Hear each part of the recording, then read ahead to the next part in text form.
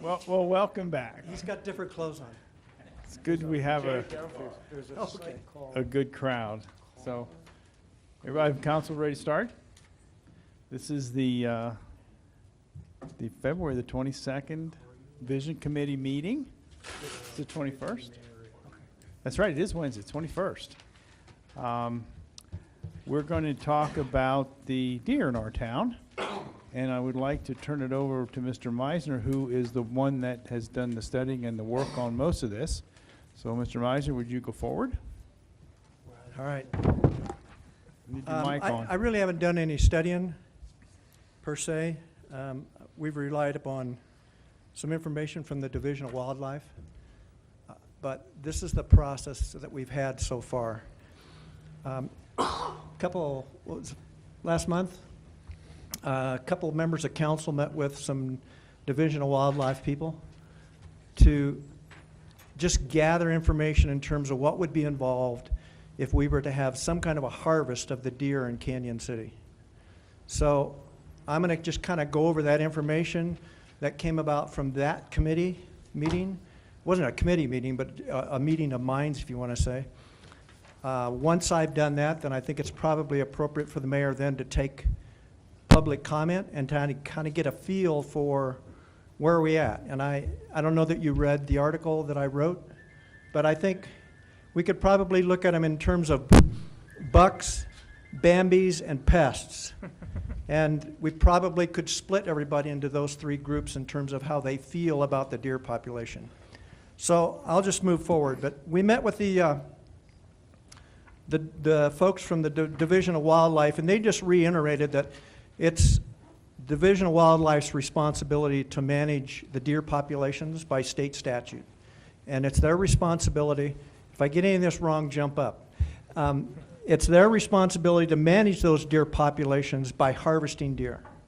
So the point is, when we start this whole process, is we're not talking about open season on deer and people just going out and shooting deer and killing deer. We would still have to fall under Division of Wildlife guidelines where a licensed hunter would have to take the game under legal method and then harvest that deer, meaning that hunter must consume that meat in accordance with Division of Wildlife regulations. So then you get into the area of where and how do we harvest the deer.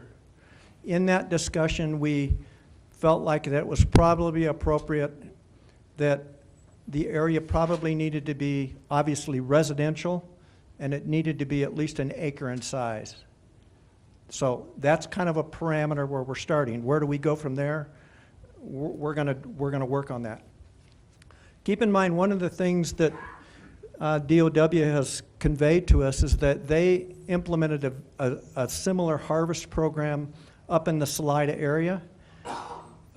Their area in Salida, I think I've got this right, is from Highway 50 to Poncha Springs, 285 up to where, is it Main Street that goes through Salida that meets 285, that triangle? That's the area that they designated for their special harvest to address the situation for deer in Salida.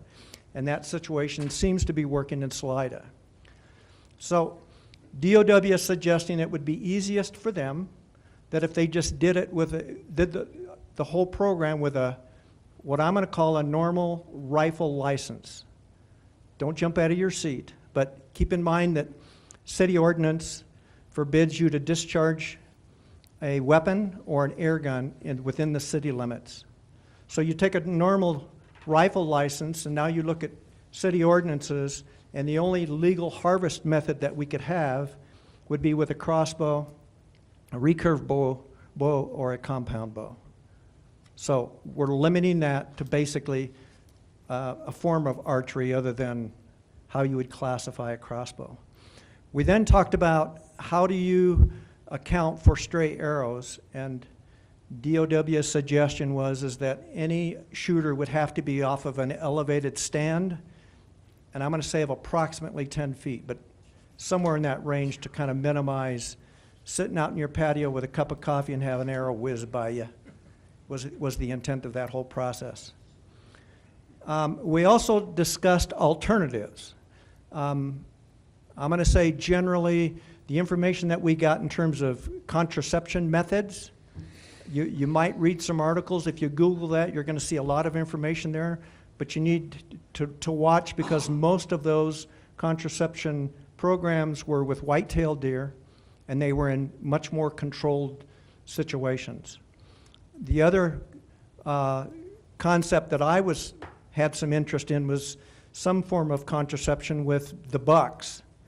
I thought that was a pretty simple solution, but then DOW tells me that just a few fertile wild bucks could come in and service the entire doe population within Canyon City. So we're obviously, that would obviously not be a reasonable solution.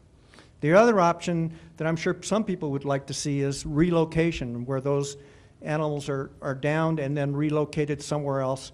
DOW's success rate with deer relocation is in that range of 50%, which they feel is not successful. So keep in mind that the program at this point would be, if we move forward based upon your people's input, we're talking about some kind of a rifle license. Method of harvest would be by crossbow, recurve, or compound. You must be shooting from some sort of elevated height or a stand. You're going to have to still have permission from the landowner. We need to make for sure that everybody understands that doesn't, just because we're allowing this program to exist within the city limits, which technically is there anyways, doesn't mean that I can go on Sonny's property and start harvesting deer. Okay? I still, by DOW regulations, have to get permission from the landowner to hunt on somebody's property. The one problem that we're going to have is for anybody that's done any type of archery or crossbow, that's not an immediate kill.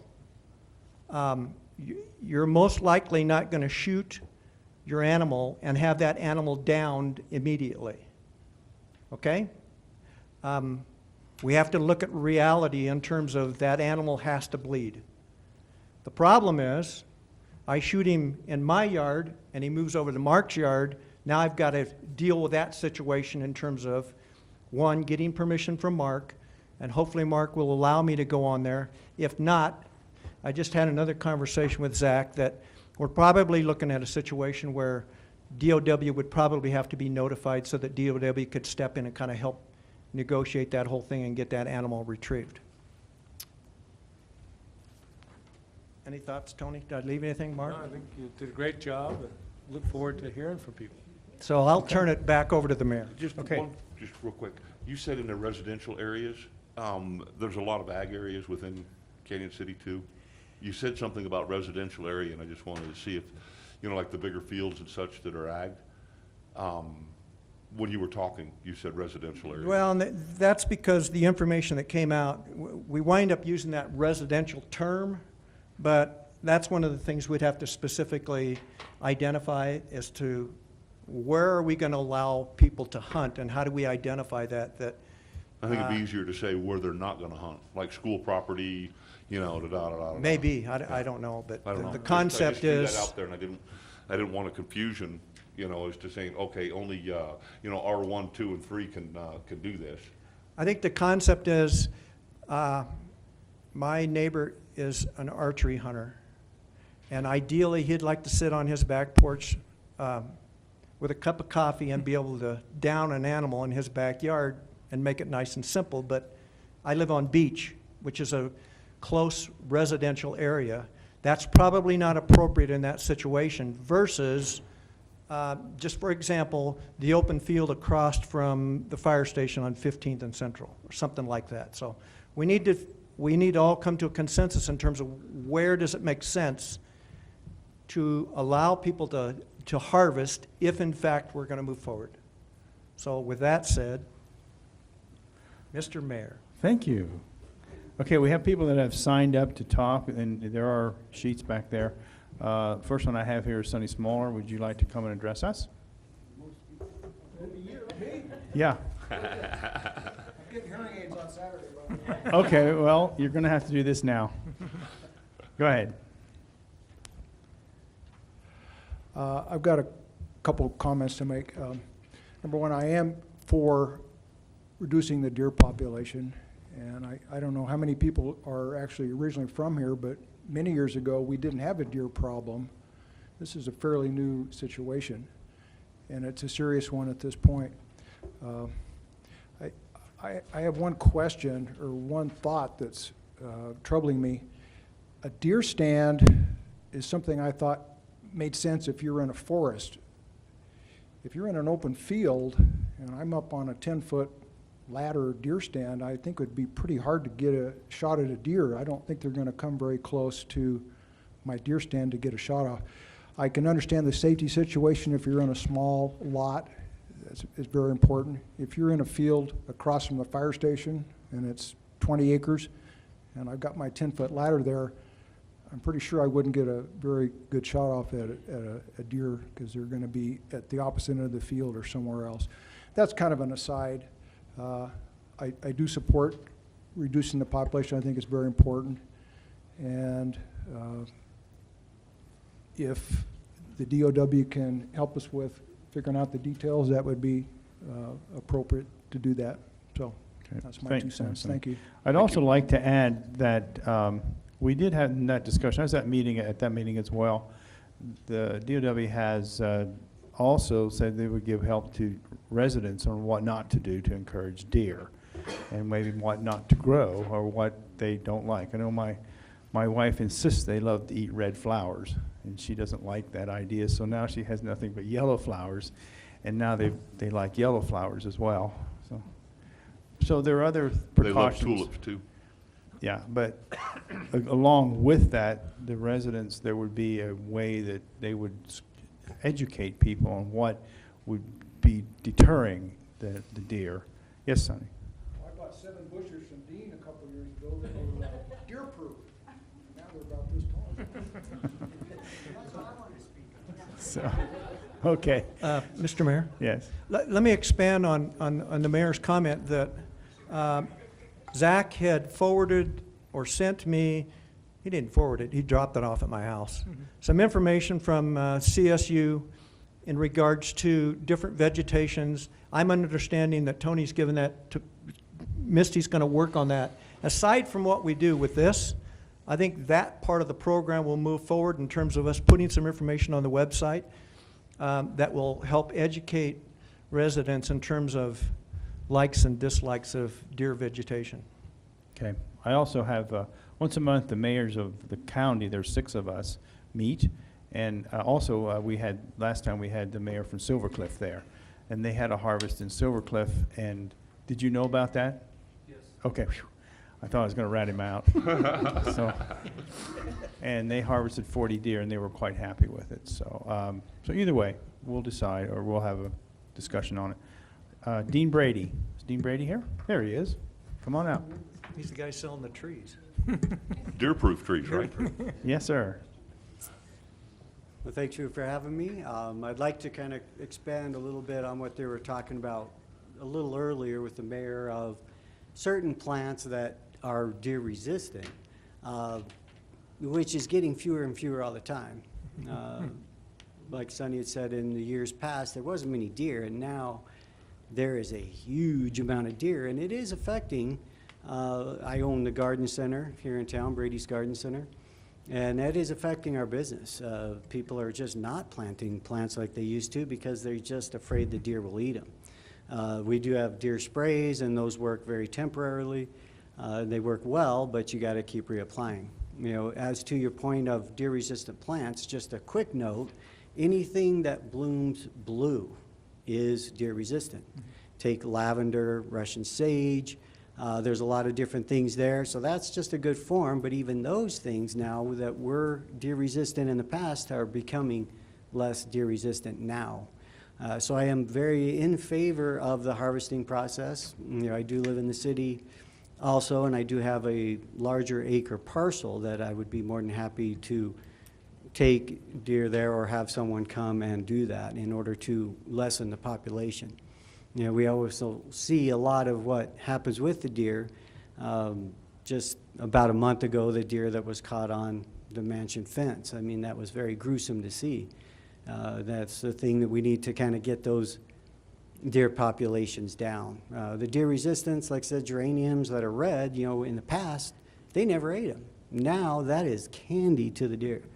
So there are a lot of them there. We love the deer, but in the same time, they're making a big effect on, you know, not only our personal properties, but businesses too, like ours. People are just not doing things as they used to because of the deer. Okay. Any questions, Mr. Brady? Thank you, Dean. Thank you. Thanks, Okay. Dan. We have. Geraniums are red, Mr. Mayor. Pardon? Geraniums are red. Maybe Yeah. you could get a blue geranium. I've never seen one. Talk to my wife. Tony Clemente? Tony? Thank you. Just so you know, I'm a proponent of this, and I guess maybe I'm at the wrong meeting, because I'm a resident in the county, and I guess you're all talking for, this is just so much for the city. Yes. Yes. Uh, You could gain permission know- to hunt on city property. Yeah, you could still Your hunt. input's good, yes. Huh? If you wanted to hunt in the city, as long as you got permission and got a license, Well, you could. but I'm not. Oh, you're even a- opposing it. I I'm didn't not hear even that. a hunter. Okay, Um, okay. And I'll take reservations for anybody that wants to hunt on my property. I mean, because if I wore a watch, I could probably set my clock to these deer. Right. And just, I'm just voicing my feelings that, you know, I'm tired of maintaining a deer fence around my place, and they do nothing but cost me money. I've spent a lot of money on keeping these things out. I chase these things down the street, but my neighbors, they let them free range over in their yard. I guess a thing that you talked about was that, okay, I guess if during archery season, there's a window, a time there for archery season that I guess this would probably just happen? Or would this be, if your archery, is this gonna be during the whole season? I think that's a question that DOW could answer for us. If we get to that stage where we all say, let's move forward, Okay. then DOW could give us more particulars. Okay, well, I'm just here to say, make it go through the whole season. Good with me. Fine. And beyond if you want. Yeah, I just, Okay, yeah. Okay. okay. Thank you. There Thank was you. something else. I got, or am I over? But anyway, I guess 59 it's- seconds. Yeah. After that, we start Can't charging. think of it. I spaced it out. Okay. Thank you, Thank you. Mr. Clemente. Anybody just like to come talk from the audience? Like to hear George, from you? come on. Mr. Turner? You don't have any deer at your place, do you, sir? I've never seen. Present time, Pardon me? not at the present time. You don't know that for sure. I am George Turner, and I do live in Canyon City, down on Vine Street. And the deer have just driven me crazy all season long until fairly recently, and they've disappeared off of my property. They're still in the neighborhood, but they don't come to my house anymore. I have a little dog that she stays in the yard, and the deer have learned that she can't leave the yard. So she's not a deterrent at all. And there's one old doe that just loves to hassle her. And she has gotten so tame that last summer, when I chased the deer off, I had a little dowel about this long, and I'd take it with me and I could throw it at them, and that'd, you know, it'd hit the ground and they'd run a little farther, and then they follow me right back to the house. And but this one doe was standing teasing my dog. She had her head literally over the fence. It's just a split rail fence. And so I crossed the fence, and I had my dowel with me, and I walked closer and closer and closer. I finally whacked her on the shoulder. And she left then, but I bought the repellents. They don't work all that well. And I don't know, you have to apply it every day. They don't work worth a darn. The deer apparently love rose bushes. Yeah. And then I bought those air horns like you take to football games and so forth. Council meetings. Council, that'd be a good idea. No, no. Thanks, Jimmy. But I bought those things, and they helped pretty much. Except, you know, they're, I don't know, $16, $17 a piece, and they don't last any time at all. And I did call the Department of Wildlife, and they told me that there was just really nothing they can do. Well, on occasion, I have as many as 20 head there at the house. And I raise hay, and they said, you know, this fall, there will be a hunting season. Maybe I could invite people onto my property to hunt, and of course, they would have to bow hunt. And I said, you know, 20 head of deer every day in my hay fields eat a lot of hay. And I just got kind of tired of, well, I've done something else, and I think that's probably what keeps the deer out of my yard right now. But I'd be really in favor of doing something to thin the deer herd out in Canyon City. I'm like everybody else. For a lot of years, you didn't see any, and then they started coming back. Used to be a lot of whitetails down along the river, and then all of a sudden the whitetails disappeared and the mule deer came in. And they're really a nuisance, and I think probably a safety hazard for people that are trying to drive through town and so forth. But if we can put together some sensible, and people are certainly welcome to come to my house and bow hunt, and I got plenty of room to do that. And I would appreciate if that would happen, because something needs to be done. You know, when it's out of hand now, and then they have fawns next fall or next spring, it's just going to be that much worse. And I think we're to the point that something has got to be done in order to save ourselves. And I appreciate your letting me come forward and say Thank you. something. Well, when you threw that dowel, did the deer bring it back to you? I'm sorry? When you threw out that dowel, did the deer bring it back to you? No, I have to go pick it up. Oh, okay. Mr. Mayor, Well trained, Mr. Gill. you've heard some of the ideas we've had. Is there anything else you can add to that for us, George? I mean, on thoughts on how to do a harvest? I mean, we've kind of laid out, you know, a 1 acre parcel, elevated stand. Is there any other ideas that you can come up with that maybe would help us put this program together and thinking about it? No, I agree that, you know, it doesn't make sense to try and build a deer stand out in the middle of an open field. Right. They're surely going to stay away from that, at least Right. most of the time. So I don't think that's going to work. Right. But like I said, just ideas maybe, and get back to it, you know, or call me or whatever. You know, if there's other things that might, you know, might enhance this whole little program. You know, if I knew about something like that, I'd have been doing it. Oh, Yeah. okay. Alrighty. No, just a So I curiosity just come thing. down mean, here and beg for You've help. dealt with deer for, well, you've been out there 3 or 4 years now? Okay, all right. And you've been dealing with deer that long. So I was just wondering if maybe there were some ideas you had for putting a good ordinance together, or a good program together. Nah. During the rut, it gets even worse. You know, the bucks have to come in and beat up the bushes with their horns. I bought, one thing I forgot to tell you. I've got, sits on my patio, a thing called Yard Guard. I bought it at Big R. And it does pretty much keep them out of the yard. It puts off an ultrasonic sound that I don't understand it. It doesn't seem to bother my dog. She doesn't pay any attention to it.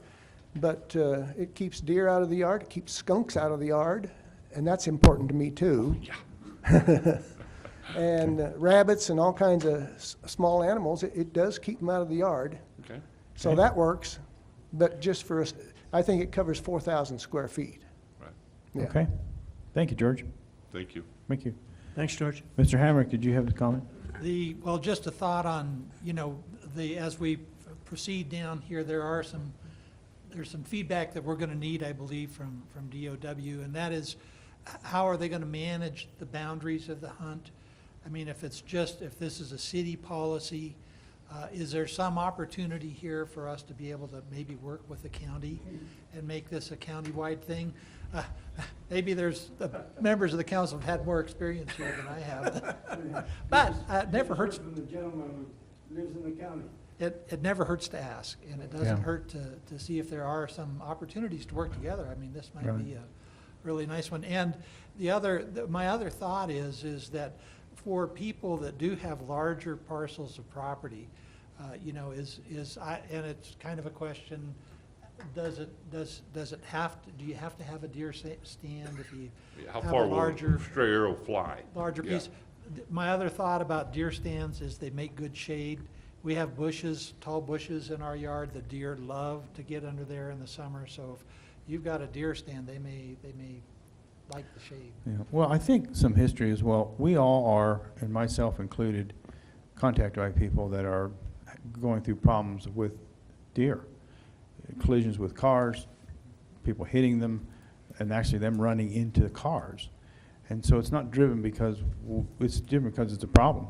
And we need to talk about, have an open forum and discussion with everybody about it and be reasonable and decide what we're going to do. But it's not driven because of council, it was driven because of our residents talking to us about it and telling us, I have a niece who was sitting at the stop sign there at 15th and Central, and the deer ran right in the side of her car.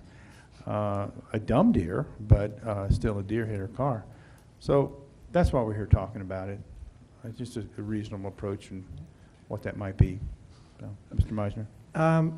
And DOW, correct me if I'm wrong, but keep in mind, it's my understanding that right now, this whole program that we're talking about is essentially legal and authorized within the parameters of DOW. You can hunt deer within the city limits. You still have the same parameters that you cannot discharge a weapon. So we're not really changing anything, but what we want to do is we want to have a structured city program that would be administered by DOW. Would you mind go and introduce yourself? I think it'd be appropriate. Jim Aragon, Area Wildlife Manager for Colorado Parks and Wildlife. I'm out of Salida. So, Mayor and Council members, thank you. To answer your question, it's kind of interesting, and Canyon City's not unique for having a deer concern or issue. We've got it in Salida, Buena Vista, Silver Cliff, Colorado Springs, throughout, and there are several reasons for that. But Zach Holder, Zach's the district wildlife manager, one of two down here in Canyon City. Bob Carochi is the other one. You know, our reason for being here is to answer questions and to help you facilitate maybe some different options that will lessen the problems that you have with deer here in Canyon City. So the statement that you said is correct. We currently have a deer license that is valid for Fifth Avenue and Royal Gorge Street, you know, right here in the middle of Canyon City. But when we issue deer permits or deer licenses, they're for geographical areas. And we do not exclude cities or towns or anything from those units, but generally what prohibits or prevents people from hunting in those cities are either safety concerns or city or town ordinances. So it's correct. What it would be kind of an expansion of the current system that we have. And what I wanted to offer to you was something maybe a little bit above and beyond how our normal deer seasons are structured right now. There's been several comments made, not only with the concern with deer within the city limits, but also deer within the county. All our deer licenses in Colorado are limited. And what that means is, excuse me, a person has to make application for them. We have different programs throughout the state that are designed to fit into certain situations, whether it's a game damage situation or a human health and safety where we can offer, and ultimately it's with the Parks and Wildlife Commission's approval, but we can offer variations of season dates, availability of licenses, or manner of take. And the one question was archery licenses. You know, you would like them to be valid through all the archery seasons. Well, and we can make that. That can happen. You know, it's just a matter of we make recommendations based on sound science, and then the Wildlife Commission approves those. But to give you an example, our normal rifle deer seasons generally run in October and November. Our archery deer seasons and muzzleloader generally runs the latter part of August through mid-September. So we have some time flexibility. And earlier you mentioned about a program that we had up outside of Salida. And you hit the boundary right on the nose, because Highway 291 to the junction of 285 to Poncha Springs down to Highway 50, and it closes the box at that junction east of town. So that's a triangle area that we've developed a special season for. That season runs September 1st through the end of October. It's a September-October season.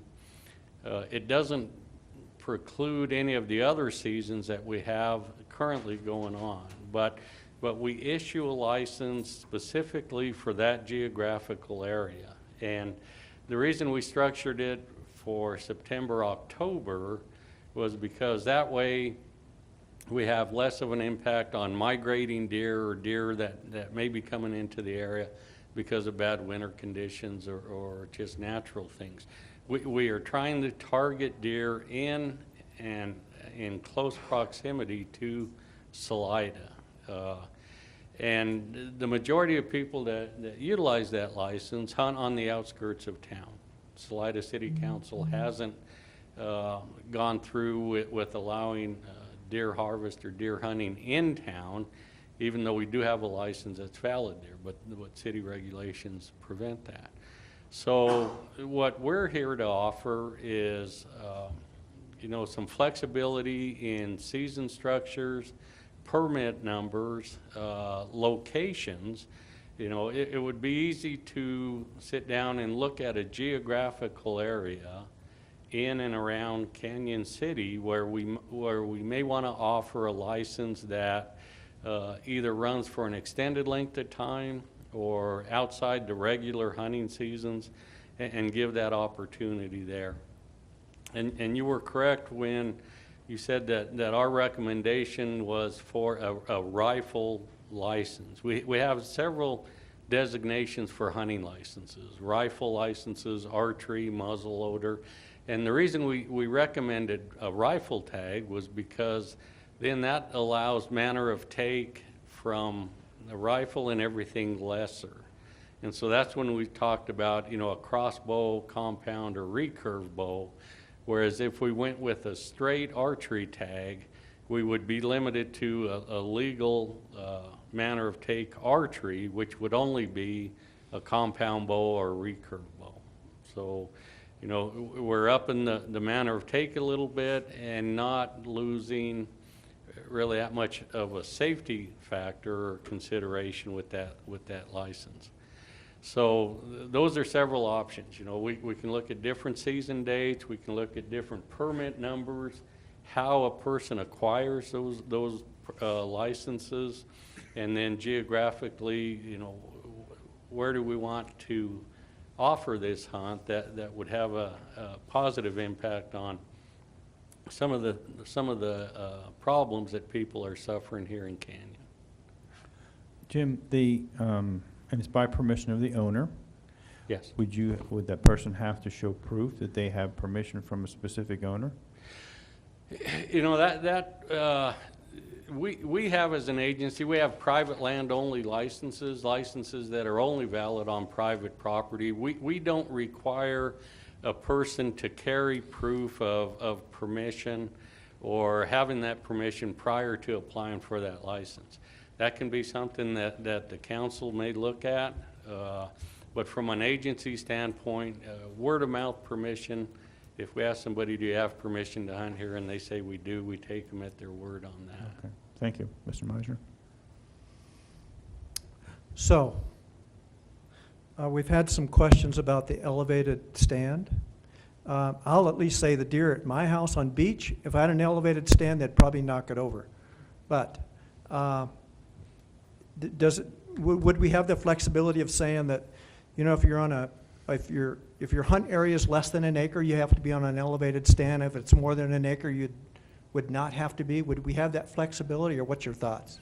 No, I think you'd have the ability to do that. You know, and our recommendation for an elevated stand came from a safety standpoint, because Right. a lot of people, they have misgivings about releasing an arrow, you know, in close proximity. And so the thought process was from an elevated portion, and it could be anywhere from 6 to 10 feet, not necessarily having to be 10 feet, is that a person with either a crossbow or archery equipment would be shooting down, and you have that good backstop behind you. And that's what we teach in all our hunter education classes: know your target and know what's beyond it. And so it's easier to define what's beyond it when you're in an elevated stand shooting down, because you know you have a good backstop. So there's different terrains throughout the area here in Canyon City, and so some of those are conducive to having a good backstop behind an animal without being, you know, in an elevated stand. Mr. Mayor? Mr. You know, Hernandez? excuse me, I think one of the things when we look at trying to come up with a solution of where they can hunt and where they can't hunt, the biggest thing, in my opinion, is going to be the size of the land. You know, because you can go, it's like you live on Beach. In my cul-de-sac there isn't at least one day out of the week that we don't have at least 8 bucks in my neighbor's yard, okay? And we probably don't even have an acre between all of us, our, you know, residents.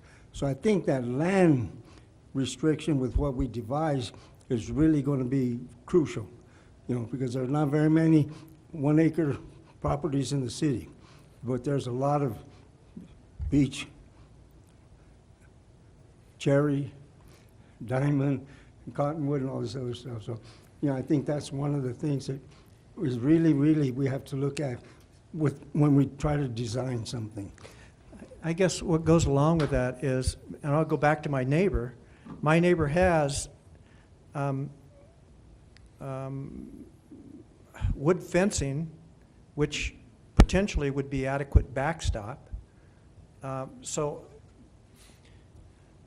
do we also look at those kinds of things in terms of size, in terms of, I mean, how do we do those things and still leave that discretion up to the hunter, but then still maintain the safety for everybody else? So, you know, with somebody that's got, I mean, how do you define an adequate backstop without being elevated? So, Yeah, and that would be up to the council or a lot to, you know, individual hunters. Most of our hunters are experienced enough to know what their target is and what's beyond it, you know, and what is adequate. So anything we could do as far as increasing public awareness of what makes a good backstop or what doesn't, we'd be able to help with that. There's been several comments made questioning the success of putting an elevated stand or a deer stand in an open area. And, you know, I can tell you that the variety of animals will adjust to that stand very rapidly and won't think of it as being anything out of the ordinary. And hunters throughout the southern United States and the eastern United States are very successful in hunting from tree stands. The animals get accustomed to that and don't think of it as anything out of the ordinary. You have to be careful, you know, approaching it when you get in and out and stuff like that. But it's similar to, you know, a hayfield that may have large round hay bales. those things all of a sudden just appear one day. You know, you have hay, alfalfa one day and grass hay, and the next day you have large round hay bales. And that really doesn't deter the deer or elk in some cases from utilizing those fields. And they even make kind of deer stands that are constructed to look like hay bales because of that. Okay. Mr. Mayor, Mr. Atkins? I mean, Mr. Hamrick. does the city currently have an ordinance, excuse me, or policy on bow hunting with the appropriate license within city limits? No. No, we don't do it. So there's this, if we do something here, this will just be a policy, something that we would announce. It would really be up to DOW to issue or work with us to establish an area, but it would be up to DOW to issue the appropriate number of licenses for the appropriate hunt period. Those would not be decisions that we would make, number of licenses or the Right. period. Right, and I also think that a public awareness, if owners wanted to commit that they would want it or don't want it, it's up to the owner. We could look better at it. I mean, Mr. Smaller said that probably be okay there. And I think, I'd like to have it driven by the property owners and the bow hunter in cooperation with each other. We're certainly not going to require it of a property owner. And then how we do it, we would discuss that with you in the education and the requirements, safety.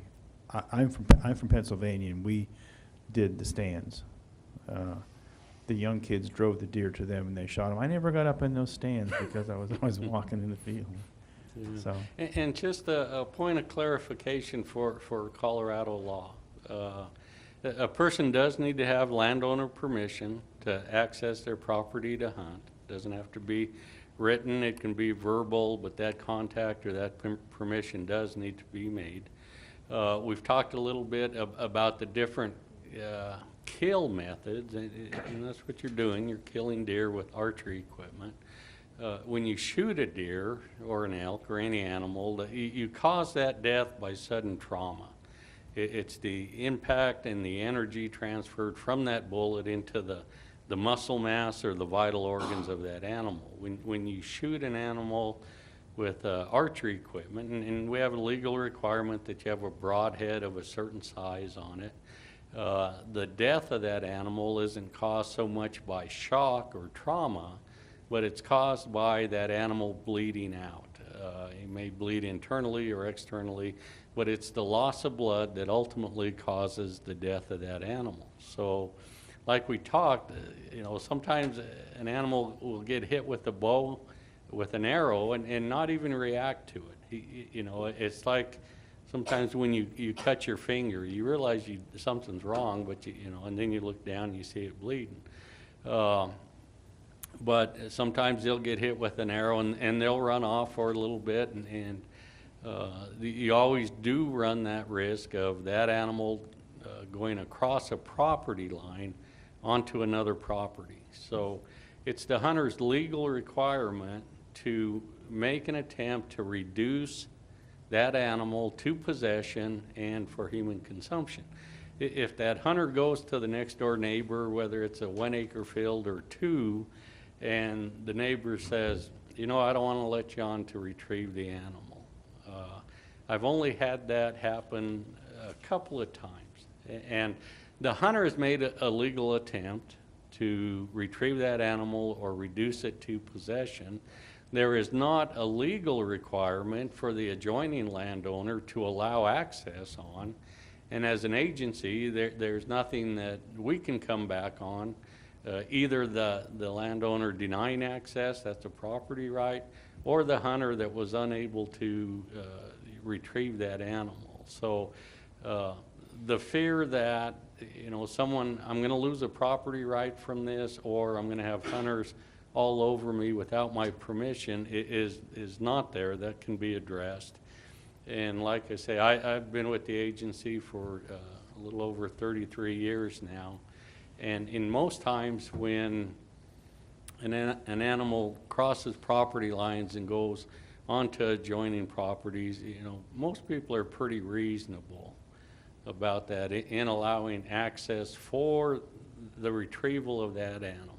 You know, they understand that happens sometimes, so. Okay, Mr. Meisner? Mr. Aragon, assuming that everything went according to plan, what season would we be able to start this? Are we talking about 18 or 19? You could start, we're right in the process, we've set our season dates and everything for 2018. You could start the process in 2018 with licenses that we're gonna issue anyway for the area. And, you know, they would be valid during the archery season, rifle season, or whatever. If we work on this in 2019, which would be the following year, that's when we could look at a separate season outside of our regular scheduled season, something geographically bounded that would define that, and start talking about permit numbers and things like that. So for 2018, we would be bound by the current seasons that we have. But if we get on board with it and you guys want to pursue it, we can make recommendations to the Wildlife Commission for the 2019 season for a different framework for the season dates, different type of permit numbers and things like that. Okay, thank you. Okay, we got, yeah, Mr. Brixey and, Ashley's got a question. oh, Ms. Smith, go ahead. I do have a couple of questions. When talking about deer possibly getting off of the property lines and moving on, that's why I kind of feel a little more comfortable with the acre at least, because it gives a little bit more space. But also perhaps the proficiency of the bow hunter as well. More experienced hunters that are more proficient do a better job of having a better kill. Did you have any discussion or consideration of doing a proficiency test to be able to hunt urbanly, or have had a bow license for a year or 2 years to be able to hunt urbanly? That's a good question. To purchase a hunting license in Colorado, you need to have successfully completed a hunter education class. Anybody born after January 1st, 1949. So when you think about it, that includes a lot of people having to take that hunter ed class or some substitute for it. During that class, we talk about ethics, animal identification, safe shooting zones. A part of it is marksmanship, but that's with a firearm, a .22, and not so much what they can hit, but how they handle the rifle. There's different scenarios. I think Elizabeth, south of Denver, is doing something similar to this, and they may have a qualification requirement that anybody that's participating in that hunt go through that program. That's a city or town ordinance, not something that as an agency we do. We do. So Cedar, I did a little bit of research, and in a few different cities, most of these were in the Midwest, do require proficiency tests. Cedar Rapids, and I'm just curious to see your impression of this, because I definitely don't want anything to be too onerous or bureaucratic. Their proficiency test is no warm-ups, only 3 attempts per year, 1 per 24-hour period. You have to shoot a life-size target, 5 shots, a total at 15 yards, with hunter required to score 100% in vital area of the target in order to pass the test. And I guess maybe that extra requirement maybe is just to ensure safety, and because it is in an urban area. I mean, even a 1-acre lot's really not that big. Yeah, and that's a good point. There's a variety of different metrics or measures you can use out there, because what you want is you want the hunter or the individual that is proficient with the manner of take that they're using, and not just looking at, oh, here's another chance for a deer license. You know, you want, there's a goal and an objective that you want to achieve. So Yeah, and that was kind of a concern, you know, like you said, if we open up to the city, we have some beautiful bucks in our city limits. I mean, they have wide racks, lots of Yeah. points, And I was talking to my dad, he's like, man, if I knew I could come to your backyard and get one of those bucks, it's worth the out-of-state license to come get it. You don't want just anyone coming in and taking that. It leads me to a different thing, as I noticed in a lot of these other communities, they require that you have to kill a doe first before you can get to the buck, because really it's the does that need to be managed more to be able to reduce population. There, on the special hunts that we have outside of Salida and outside of Buena Vista, those are antlerless or doe hunts only. And the reason for that is because, we're looking at reducing that population, and the quickest way and the most effective way of reducing that population is remove that segment of it. So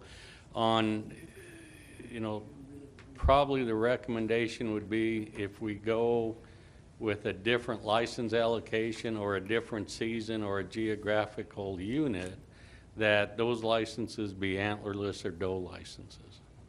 Okay, yeah, and same with Cedar Rapids. Theirs was you'd have to have shot 6 does the year previous, and the next year you could qualify. After shooting your first doe, you could get an antlerless buck. I don't know if that's something you would want to consider or not.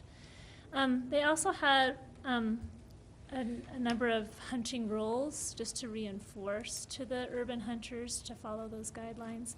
And they had things like no encased bows on any public property, including streets, sidewalks, trails, or parks. And they had also with those stands that they needed to be a certain distance from roads or recreational trails or neighboring residences unless the neighbor gave permission, which I thought might be a reasonable thing too. Also, if you lose an arrow, you need to inform the property owner that there's an arrow on their property that's unaccounted for. And the disposal of the entrails.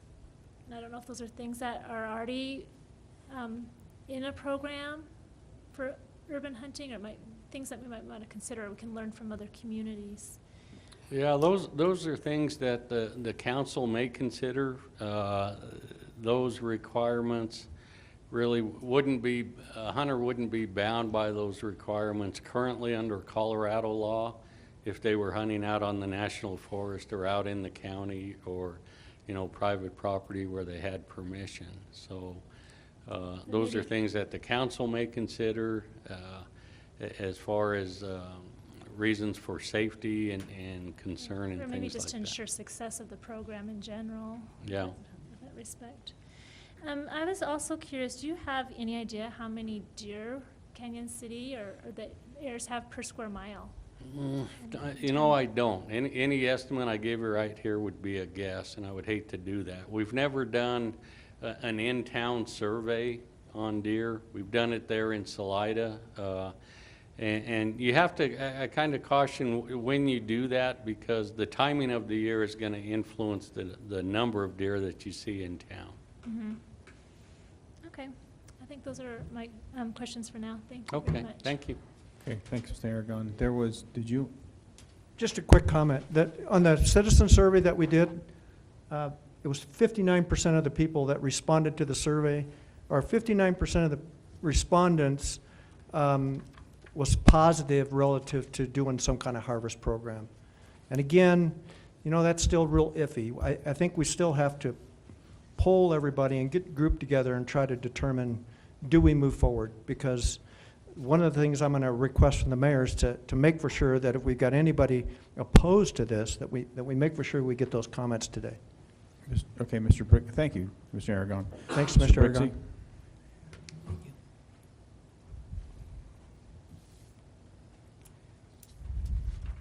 Again, thank you for the opportunity to speak. My name's Dan Brixey. I live at 300 Cottonwood. First off, let me say I like deer. I always have. And I've been a hunter since I was 14 years old. My dad brought me up that way, and so I've hunted deer my whole life. Recently, because of the influx of the deer that we've had in this community, they've become a real problem.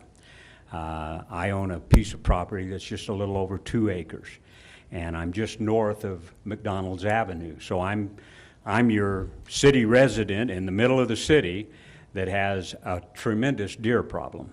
My hay harvest has gone from about 250 bales a year down to about 125, 130 bales a year. So they're eating me literally in half.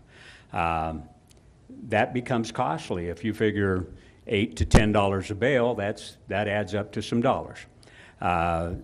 Just about 4 days ago, I had 6 bucks in my field, and they were sparring. And it's kind of fun to watch them. It really is. But as I'm watching them, I'm watching their heels going around, tearing up my ground, and they're tearing the grass out by the roots, and what's going to grow back there is weeds. And so they're ruining my field. And it becomes a real nightmare. I have tried to hit them with a whammo to get them out of the field, and that doesn't work. I've tried the what's those paintball things, you know, I've tried shooting them with that, and they'll run to the other end of the field and put their head down and start eating again. You just can't rid yourself of them. The most difficult thing that I've experienced is getting a license. It's taken me 3 years to get a license. I get a license, then I wait 3 years, then I get a license the next time. So the opportunity to take one out of my field is just about every 3 years. And I took one out last year, my son took one out last year, and we're eating them, and they're very good. Both of them expired on neighboring properties. And we gave some stakes to those people for allowing us to do that. But I'll be real honest with you. I hate the word harvest. I don't like that word when you're talking about taking animals. You're actually killing those animals. And it's not a harvest. But it's taking them out and utilizing them for food. And as a hunter, I eat them. I like them. They taste good. And I process them. Entrails, that was a question you asked about. That does become a problem. One of them I took and I put into a bag and I disposed of it at the landfill. The other one was a fairly large deer. We put it in the back of my truck, took it up into the mountains, took it back out. We call it gutting them, and put him back in the truck, and the coyotes ate the entrails, and that's what you do with them when you're out in the hills. It's a very sad thing sometimes to watch that deer die. And I think Zach can attest to that. We had an event where the deer didn't die quickly. And it's hard to watch that. And if you're in the mountains, you go up to that deer and you cut its throat and it's over. Here, you've got people around to watch, and you kind of don't want to do that, so you let it bleed out. And that's how he eventually dies, is he bleeds out. And but it is a problem, and we need to take the deer and we need to manage the numbers to where they're a more manageable number. You asked how we could make it a better program. One of the things that I would think is if you own a larger parcel of property, that you be sure that those people, if they want a license, they get one. And honestly, I don't care whether I kill a buck or a doe. It doesn't matter to me. We're just trying to reduce the number of deer, and we eat them, and they taste very good. So for that aspect of it, I don't really care. But I mean, long story short, you need to take some of the bucks, you need to take some of the does. And the Division of Wildlife are the people who know the answers to those questions and the management numbers. But as far as whether it's legal or not to hunt a deer in Canyon City today, it's legal. If you have an archery license and it's for that area, and you take it in the appropriate method and manner, it's a legal method of take. If you have a rifle license and you take one with a bow during the rifle season, again, that's another legal method of take. So we already have the ability to do that. The problem is getting the licenses and reducing the herds by issuing enough licenses to actually manage that amount of deer that we have.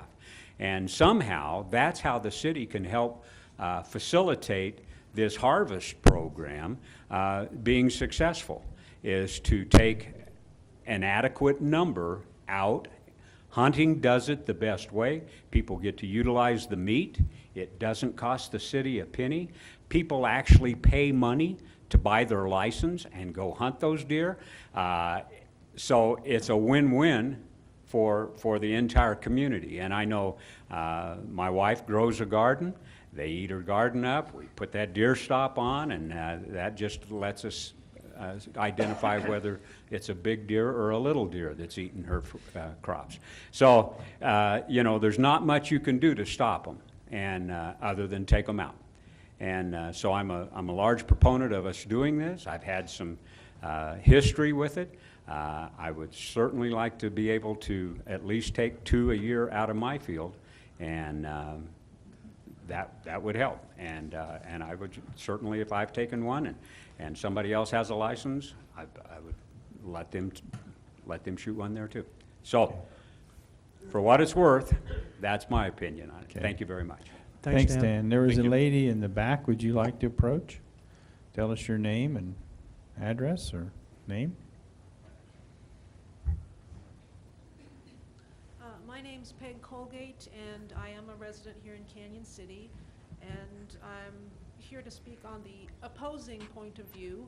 I'll probably Uh, be chased out of the room by is- dowels Would and you, air Ma- horns. Peg, could you pull it closer to you? We Okay. can't hear you.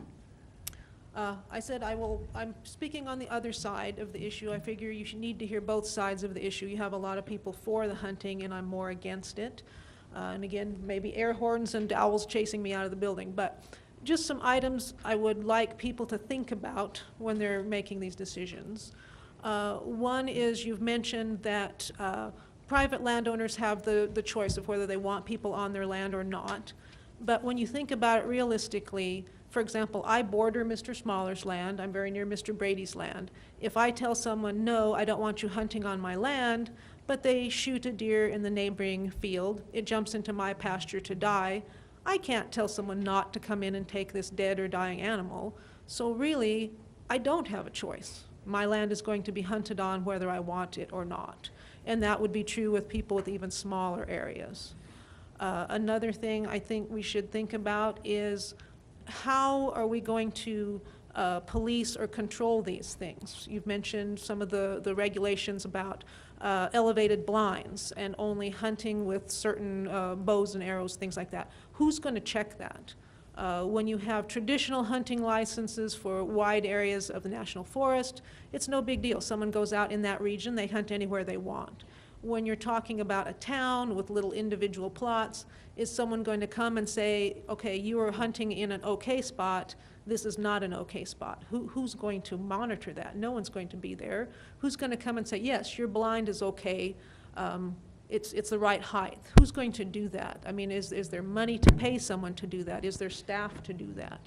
I know in the past, this was 2 summers ago, a deer impaled itself at Robinson Mansion. They do seem to do that frequently.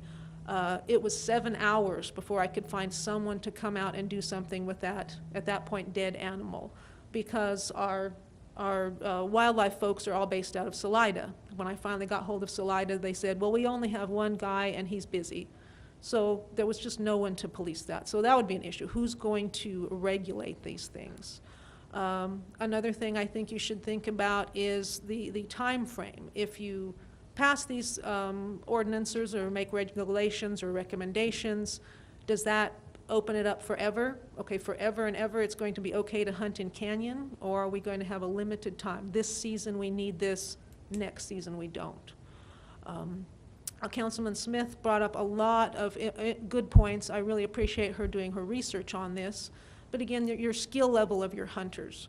I work in veterinary medicine, 25 years as a doctor of veterinary medicine. I've seen quite a few pets, horses and cows, come in shot with arrows.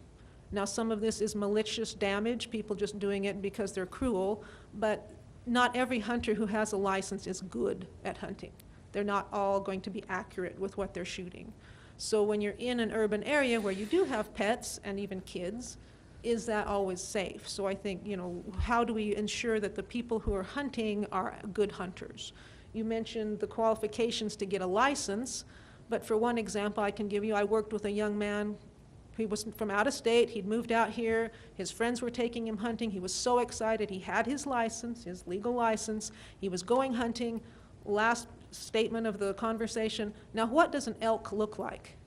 So here's a young man going hunting, and he didn't even know what he was going to be shooting. So he did have a license, but that doesn't mean everyone who has a license is going to be good at what they're doing.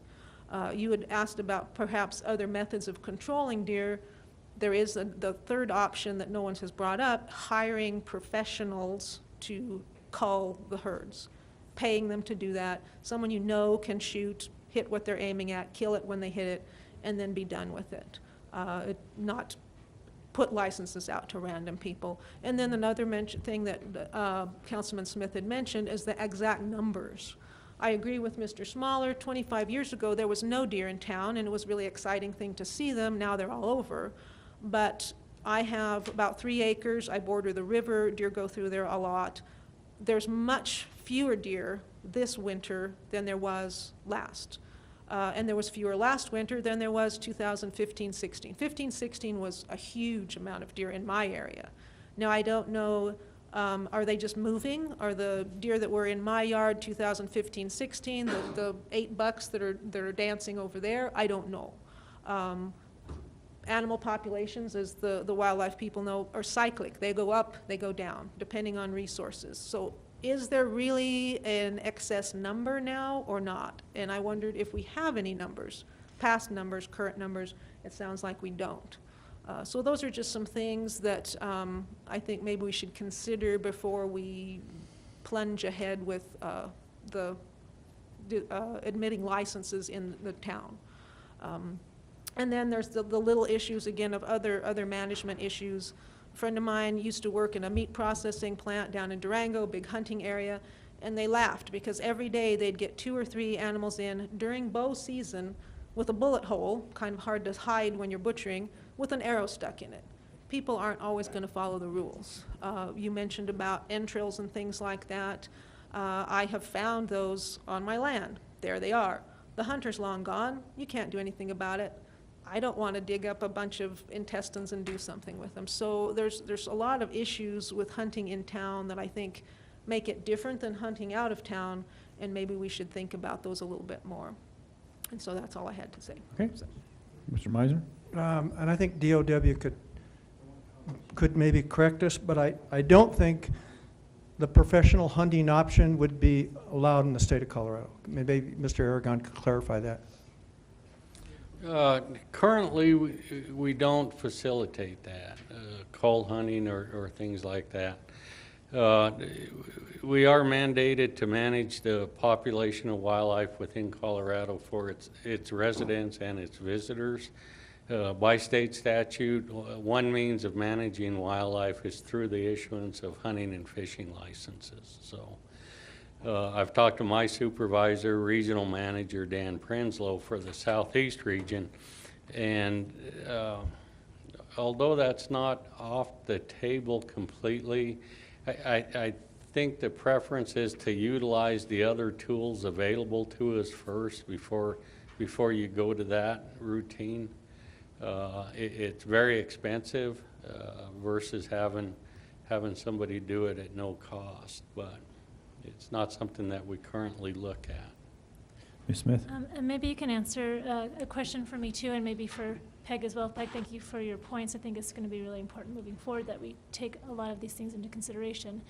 I think a poignant fact that I heard, I think, Zach, maybe it was you and you came to us originally on this issue, is that a lot of our deer have been tagged and tracked, and many of them have never left city limits in their entire life. They're raised in the city, they eat city food, and they don't know how to have a taste or to be able to eat outside food. And so that maybe that could be part of our population problems, or breeding the deer within, and they're never leaving. Yeah, and there hasn't been a lot of collars put out.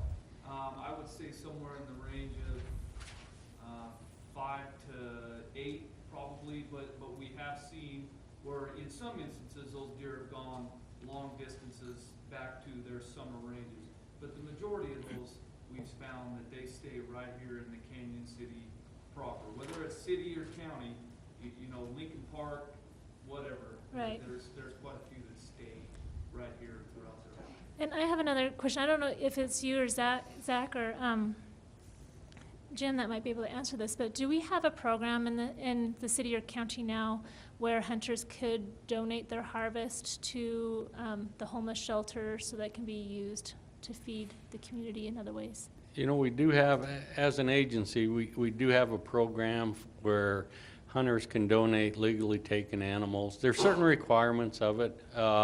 Less than 20 pounds of meat, a hunter can donate to an individual at any location.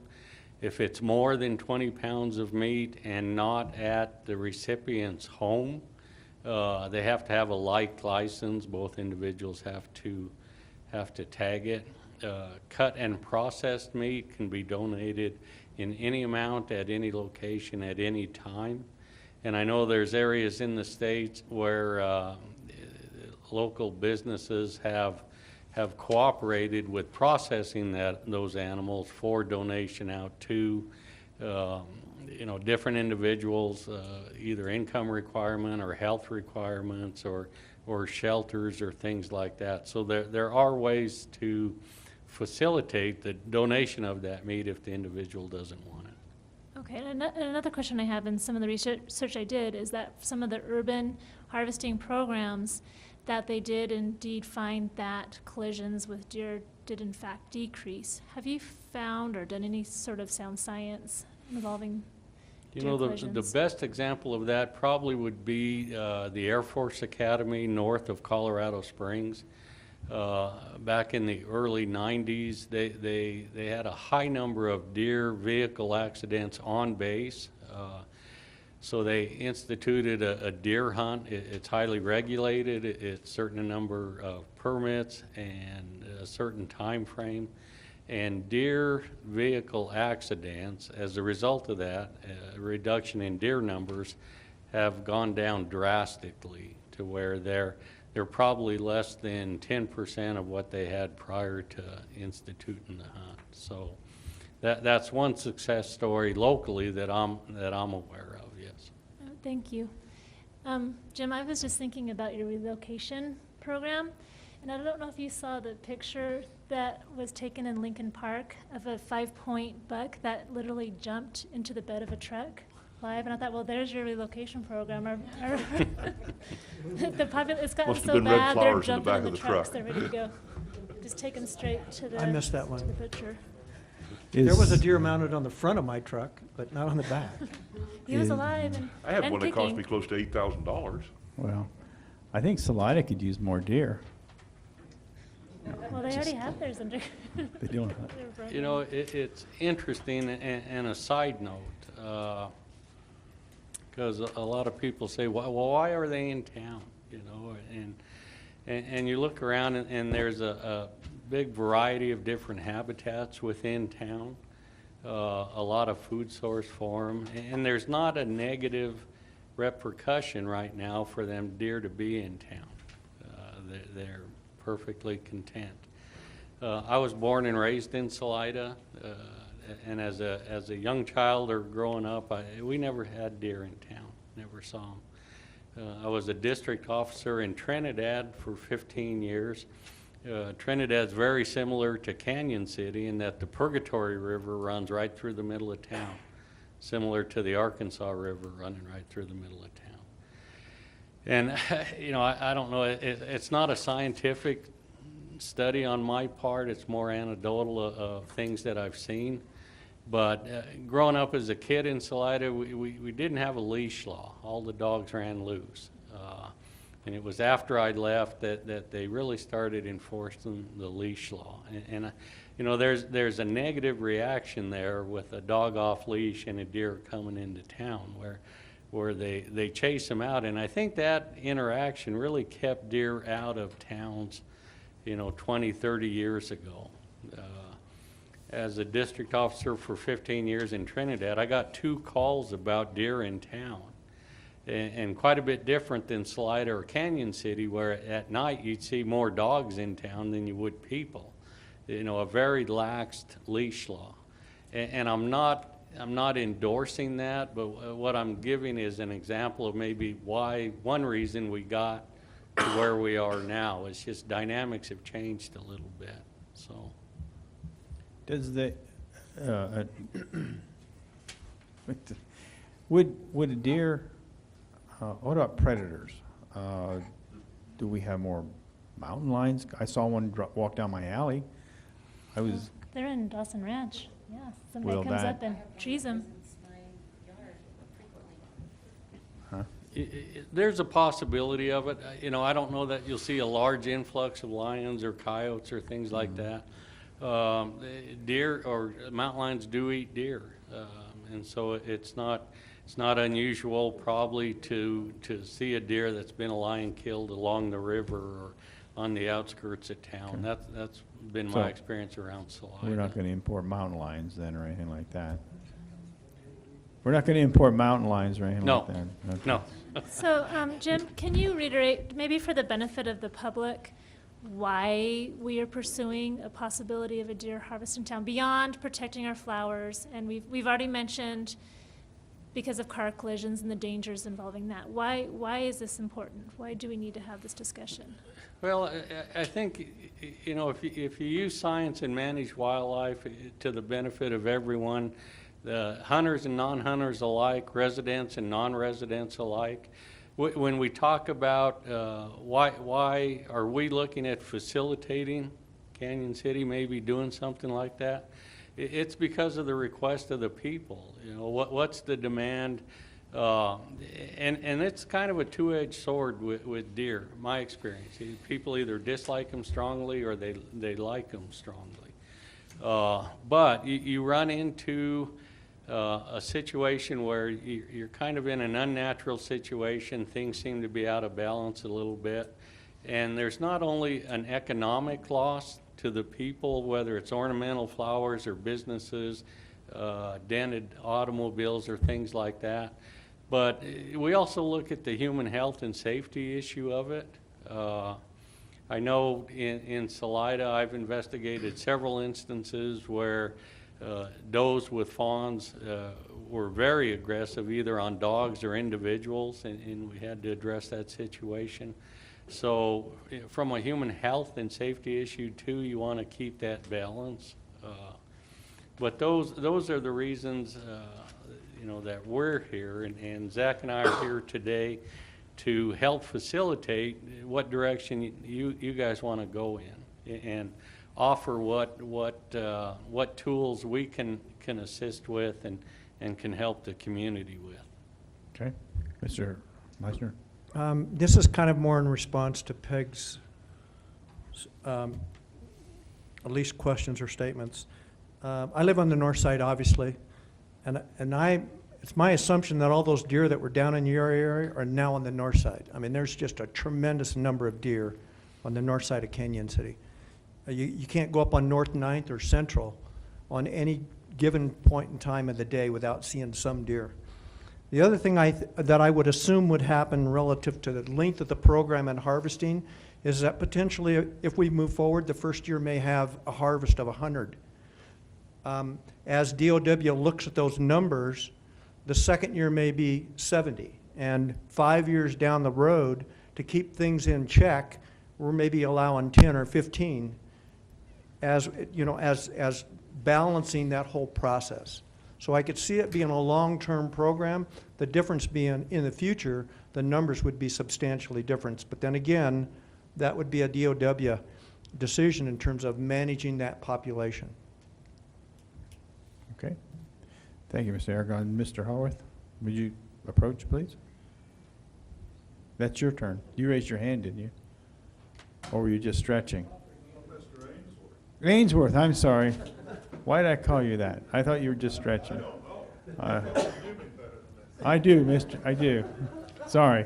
Well, he always says he can give somebody a name if they don't remember. That's right, if they don't have one. I'm Dan Ainsworth. I've just been in the city about a year and a half now. Moved down here from the Tallahassee area. Up there we have a resident population of about 60 deer on our 37 acres. And of course, they don't cause any problem up there. But just a couple of comments. First, Dan, the reason those deer taste so good is because you feed them good. And as far as, you know, how to control the deer here in town, Preston, you already stole my idea. You import more mountain lions. No, I don't want to do that. I have little grandkids. They're tasty Yeah. too. Yeah. We have deer on, we've got a half acre, and we have deer come through our property all the time. The dogs bark at them and they move on to the next place. But these seasons, it sounds like the biggest problem is during the spring and summer of the deer, you know, getting into the hay fields, the flower beds and all of that. Yet the season for hunting them is in the fall and early winter. So that would have to be, that brings up another problem. I'm just afraid that if the city jumps in this, gets themselves involved in this thing, the city council, you're probably going to have more problems than you have with the stormwater situation. So I would be opposed to the city getting involved at all. It's already legal for them to hunt in the city anyway, so that's all I had to say. Okay, thank you. Let's try this to a close. Is there anybody else that'd like to make a comment? Sure, come on up. And then we'll start closing down. I'm getting hungry. What's for supper? My name is Roger Cantu. I live at 2975 Central, and I live at the bottom of a hill right on Central, across from the fitness center, Mr. Schwab's, and I've been there for 30-some years, and it seems like the deer have been getting worse, and I'm seeing families of deer. I watch them out my window every morning, so you see families coming back, the children of the mothers from before, and they keep coming back, and you know, it's their area, their life. They're just like us. They picked this town, they picked right by my house to live, and they won't go away. If I've tried dogs, human hair, marigold, I've heard that works. They just eat that like candy. And so as far as that, I don't think relocation would work. I'm right at the bottom of that hill, so every time snow comes around, you know, there's a deer or two gone every year, and it works out in my favor sometimes. I get roadkill or roadkill permit, but Nice save, man. so you know, I'm opposed, and I'm not opposed to this kind of, but I am really for this because and you know, I just have a few offers of insight that maybe you guys might take in consideration. We're talking about safety, maybe the age of the hunter. Maybe that might go into consideration. Times of the day. I know I'm a hunter every year, so I usually kill my hunts, my deers, first light, 8, 8:30, 9, and then, you know, we'll go home, do whatever, go to the camp. Then later on in the evening for a couple hours, and we'll go for our second hunt of the day. You know, so, you know, 9 to 2, 3, you know, during the day might be a viable option. Maybe a class with our DOC officers right before the signing session. You know, just get the hunters' minds into one final safety-orientated thought process, and go from there.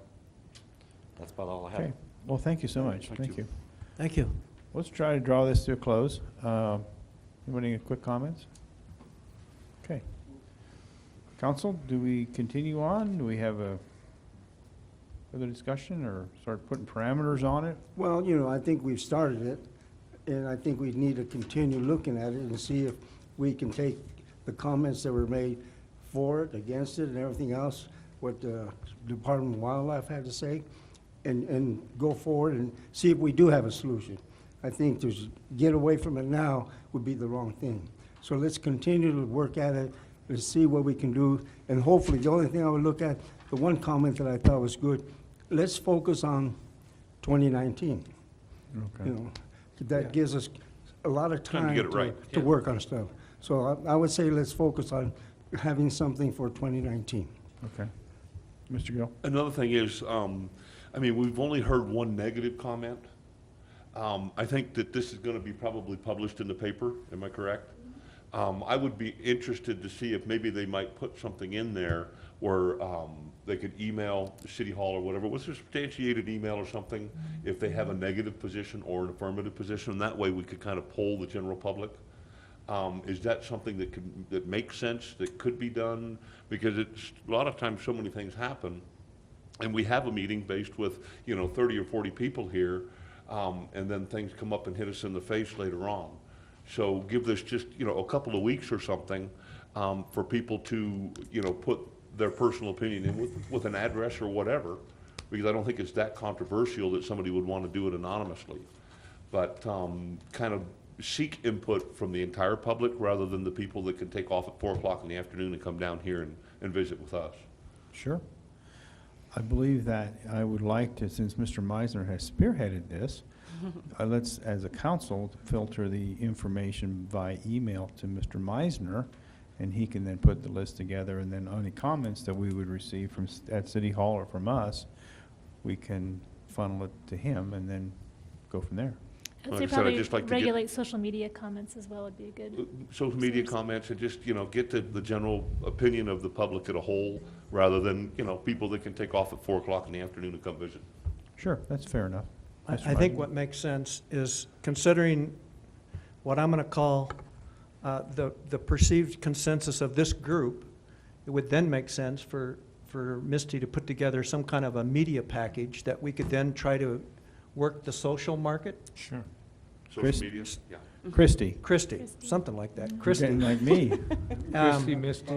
But having Christie putting something together that can help us with the social media market to generate some more conversation. Yeah. You And- also have the opportunity, I mean, you did it in 2017, asking the question, if you're going to put some, quote, meat on this bone and provide the public something to respond to, you got a great opportunity for the 2018 citizen survey. That's the most scientific, randomly generated process to get public input. The problem I have with this in a situation like this, Tony, is we've got people that rent houses, we've got people that aren't necessarily polling X number of people of the city.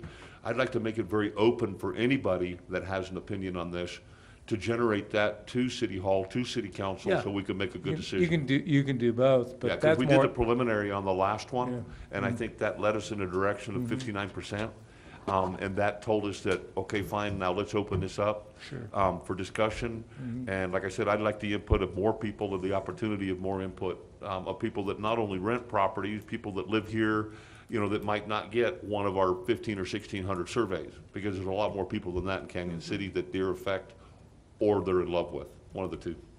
Okay, any comments? Mr. Meisner? Well, I would suggest we maybe have another session with DOW, try to take what simplistic plan that we've already got, formulate whatever suggestions we have in terms of what makes sense, and expand that plan so that we've got version 2 that we can bring back at maybe another vision meeting saying, this is what we've got in terms of the proposed timelines, and just have much more of a solid plan that we could lay out there and start generating some conversation. Yeah, we have time for that, sure. Yeah, Mr. Mayor? we actually have a meeting with DOW on Monday, the 26th, so we can move very rapidly with them. Ms. Smith? As far as parameters, I would like maybe DOW to explore possibly proficiency. Also, urban management program, hunting rules. And I don't know if maybe that would entail, a workshop that they need to attend, because this is kind of taking hunting to a whole new level. It Yes. might be some security knowing that they've had that and that's been reiterated to them. And I think that's kind of where I'm at with that. Okay, Ms. Gonzalez? I appreciate everybody's input. It's really helped me to understand where the community stands. I really appreciate Peg's input on maybe hiring a professional to come in and do a harvest. can we explore the cost of that? Where a professional would lure them in and. I don't think it's legal in Colorado. Oh, it's not? Yeah. Okay, Isn't so that- that's not a viable option. Well, that's kind of where the proficiency is. From what I understand, bow hunters have to be incredibly skilled Mm-hmm. to be able to be proficient in their trade, and so they typically are pretty good. Yeah, we can hone that real well, so, Okay.